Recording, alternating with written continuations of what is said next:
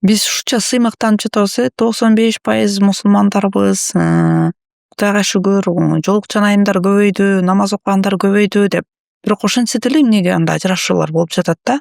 Бул динди мырзалар болсун, айымдар болсун, өзүнө керектүү жерин алып, өзүнүн пайдасына боло турган жерин алып, башка тарабын карабай коюу. Мисалы, айымдар болсун, эркектер болсун, өзүнүн укуктарын гана талап кылышат да. Көрсө шариятта менин укугум ушундай экен деп эле укугуна гана көңүл бурат дагы, милдетине көңүл бурбайт да. Өзүң укугуңду билген сыяктуу эле, милдетиңди да билишиң керек. Өзүңө керектүү гана жерин алып албастанчы. Мисалы, шариятта көрсө кайнене менен кайната менен жашаш милдеттүү эмес экен, шариятта жок нерсе экен деп өзүнө керектүү гана жерин билип алат дагы, өзүнүн милдетин унутуп калат. Милдет. Анан өзүнүн салтын дагы.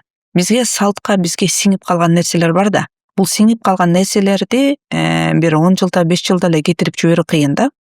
Биз бир заматта эле арабтардын же түрктөрдүн салтындай кылып жашап кала албайбыз. Бизге сиңип калган нерселер бар. Мисалы, биз мына 20 жылдай Мекке шаарында окуп, Саудияда окудук. Ал жерде нормалдуу эле нерсе, ата энеси бир сиделка менен, жанагындай служанка менен, кызматкер менен жашай беришет. Ар жума күнү балдардын баардыгы топтолуп, белек-бекчелерин алып, тамактары жасап, барып зыярат кылып беришет. Аларга бул нормалдуу нерсе.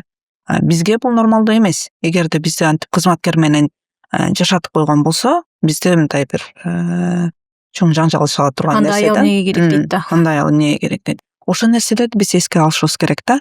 Ошол баягы ошон үчүн айтып жатпайлыбы, салттуу депчи. Салттуу деген ошол биздин салтка дагы туура келиш керек. Себеби бул бизге сиңип калган нерселер.